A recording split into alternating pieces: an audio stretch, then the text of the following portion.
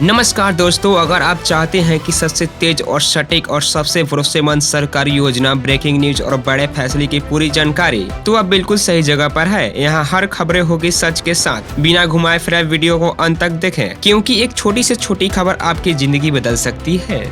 भारत माता की।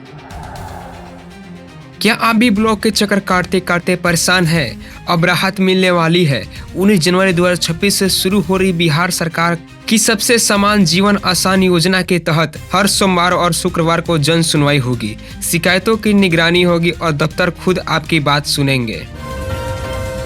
बिहार सरकार के राजस्व एवं भूमि सुधार विभाग ने भूमि से जुड़े मामलों में समाधान के लिए भूमि सुधार जन कल्याण संवाद की शुरुआत की है। इस पहल के तहत गांवों में शिविर लगाकर पुराने जमीन विवादों और दाखिल खारिज मामलों के त्वरित निपटारा किया जा रहा है।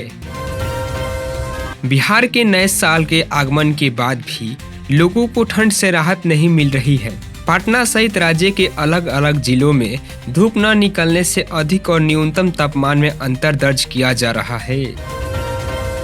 पटना में गंगा नदी पर वाटर मेट्रो परियोजना का अंतिम चरण में पहुंच गई है। केरल के कोची मॉडल पर आधारित इस परियोजना के तहत पहले से चयनित 10 घाटों पर सेवा संचालित की जाएगी। ट्रायल के बाद अब रूट चार्ट तैयार किया जा चुका है, जिससे शहर के सार्वजनिक परिवहन को एक नई दिशा मिलेगी।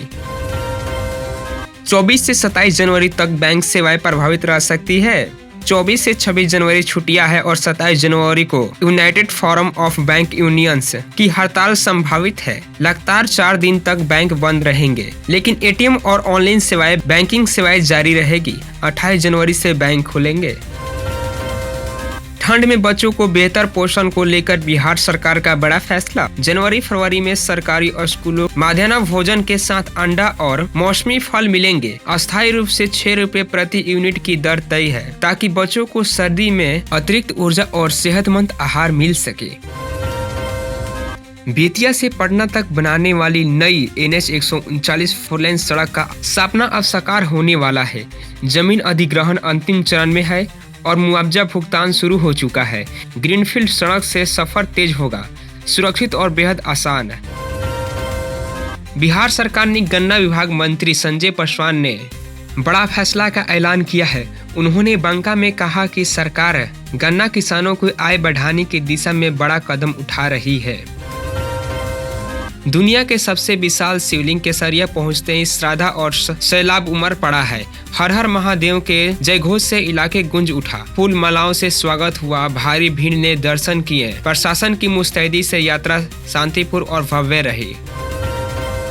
ईस्ट सेंट्रल रेलवे के GM छत्रसाल सिंह ने आरा जंक्शन का निरीक्षण किया और मिशन लर्निंग आधारित आधुनिक डिपो और वॉशिंग पिट का उद्घाटन किया। यात्रियों की सुविधा और सुरक्षा नई तकनीक पर जोर देते हुए उन्होंने भविष्य में नई ट्रेनों और बेहतर सुविधाओं का आश्वासन दिया।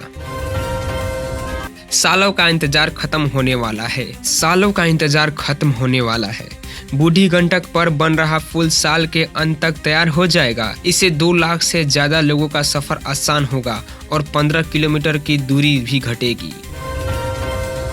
सरकारी स्कूलों में शिक्षकों की बड़ी राहत मिलने वाली है। अब प्रमोशन, वेतन की गलती और वेतन बढ़ोतरी जैसे मामलों के लिए दफ्तरों के चक्कर नहीं लगाने पड़ेंगे। हर जिले में कैंप लगाकर समस्याएं का समाधान किया जाएगा।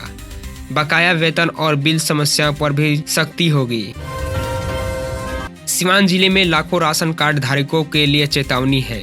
31 जनवरी तक KYC नहीं कराने पर राशन कार्ड रद्द हो सकता है और राशन के साथ साथ अहम सरकारी योजना का लाभ भी बंद हो जाएगा।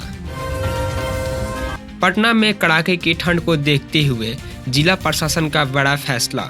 11 जनवरी 2026 तक कक्षा 8 तक की सभी सरकारी प्राइवेट स्कूल, प्री स्कूल और आंगनवाड़ी केंद्र बंद रहेंगे। कक्षा 9 से ऊपर की पढ़ाई सीमित समय में होगी। बोर्ड परीक्षाओं से जुड़ी गतिविधियां जारी रहेगी। पटना में जू सिर्फ जानवर देखने की जगह नहीं रहेगा। यहाँ आप पेड़ों की ऊंचाई से जंगल का नजारा देखेंगे, मोबाइल ऐप से जानवरों की कहानी सुनेंगे और हर कदम पर मिलेगा टेक्नोलॉजी के साथ। बिहार के उप मुख्यमंत्री विजय कुमार सिन्हा ने नगर निकायों के सक्रिय माफियाओं के खिलाफ युद्ध स्तर पर कार्रवाई का ऐलान किया है। अब सरकारी जमीन कब्जाने वाले और टेंडर में गड़बड़ी करने वाले पर नकेल कसी जाएगी।